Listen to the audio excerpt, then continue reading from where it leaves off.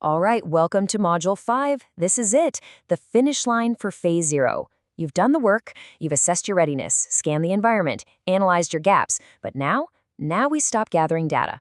It's time to make a decision. All of that work boils down to one single choice. So you've spent weeks on this, right? You've filled out all the worksheets, and now you're just staring at this mountain of data, thinking, okay, so do I actually start this thing or not? Look, everyone out there tells you to just start, but the hard truth? 90% of the people who just start fail. So the goal here is super simple. We are going to turn that guess you have into a rock-solid, data-backed decision. All right, let's get right into it. We call this moment Gate 0.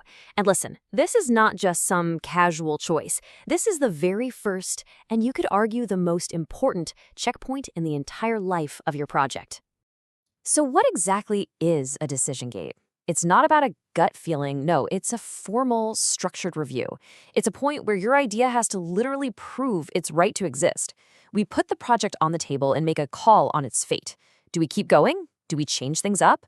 Or do we kill it right here, right now? And just so you know, we didn't just make this up. This whole framework is adapted from the absolute gold standard in professional product development.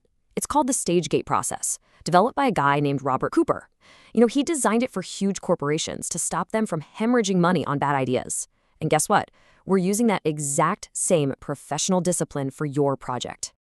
So what's the whole point of this? To be blunt, its purpose is to be a kill point. Yeah, you heard me.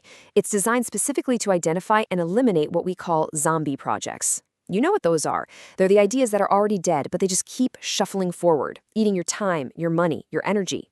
This is where we stop them, before they can take a bite out of your future. Okay, so how do we actually build this kill point? How do we make sure we're not just throwing darts in the dark? Well, it starts with two really critical tools. The first one is all about getting crystal clear on what it is you're actually building.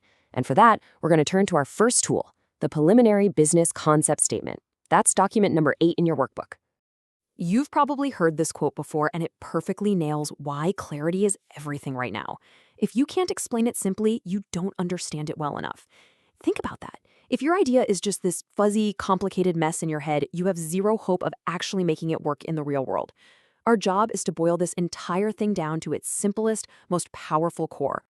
And here's the exact formula to do it. Let me be clear. This isn't a suggestion. This is the structure. I want you to grab document number 8 and fill this in. It goes like this. Business name provides product/service to target customer so they can benefit/outcome. That's it. No corporate buzzwords, no fluff. Just one clean, powerful sentence. But how do you find that real benefit, the one people will actually pay for? You use the so what test. It's simple. You start with your first surface level answer. Let's say it's, we help people save time. Okay, so what? Well, because they're busy. Okay, so what? Well, because they're losing income doing $15 an hour tasks when they should be doing their $150 an hour work. And boom, there it is. The real problem isn't lost time, it's lost income. That is a problem people will open their wallets to solve. So once you have that clarity, you've got the data. But here's the thing. Data isn't enough, because now we have to face the single biggest obstacle in this whole process. And it's not the market, it's not the money, it's your own brain.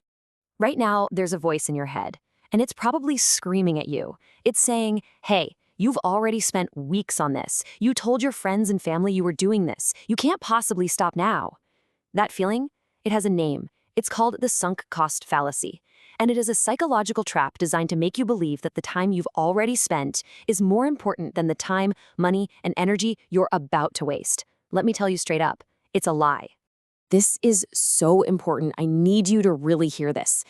The work you've done up to this point was not a down payment on a business. It was an investment in information. You paid with your time and effort to buy the data you needed to make a smart call. So if that data tells you to stop, then stopping now is a genius move. It's not a failure.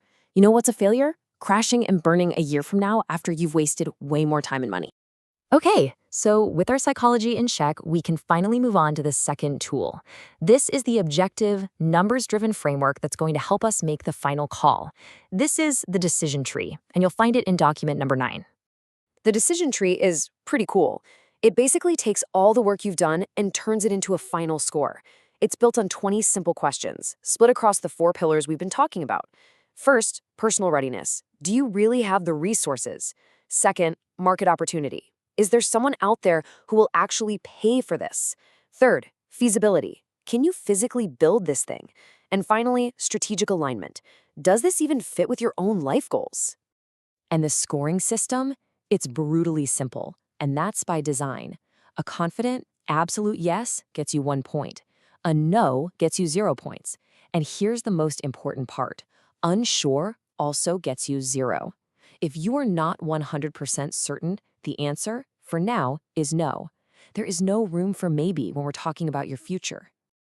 All right, this is it. It's time. You're going to go through document 9, answer those 20 questions with total, brutal honesty, and then you're going to tally up your points, and you will arrive at your verdict. Let's see what the data has to say.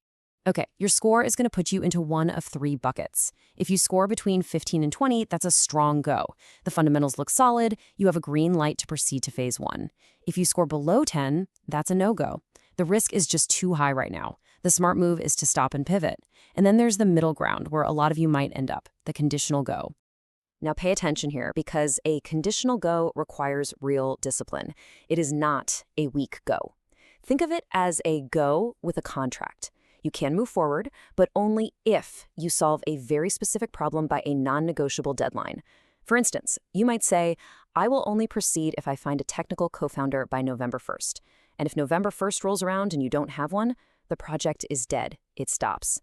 This is the mechanism that prevents you from just zombie walking into a project you're not actually ready for. All right, I'm going to say this and I need you to hear me. A no-go verdict is a massive success. Let me say that again. A no-go is a success. It is not a failure. It is the smartest, most strategic, and most profitable decision you can make when the data shows an idea just isn't viable. Why? Because a no-go decision means you just used a few weeks of research to save yourself months, maybe years of your life. You saved yourself thousands, maybe tens of thousands of dollars. You saved yourself from a level of stress and frustration that you can't even begin to imagine. You didn't lose. You just won. You killed a bad bet early so you can go find a great one. Now, for those of you who scored a strong go or a conditional go where you met your requirements, congratulations. Phase 0 is officially complete. This is the moment. This is where you stop thinking about a business and you officially become a founder with a validated project. So, what's next? For those of you moving forward, I'll see you in phase 1, feasibility. And that's where we stop making educated guesses about the market and we start doing the cold, hard math. The real work begins now.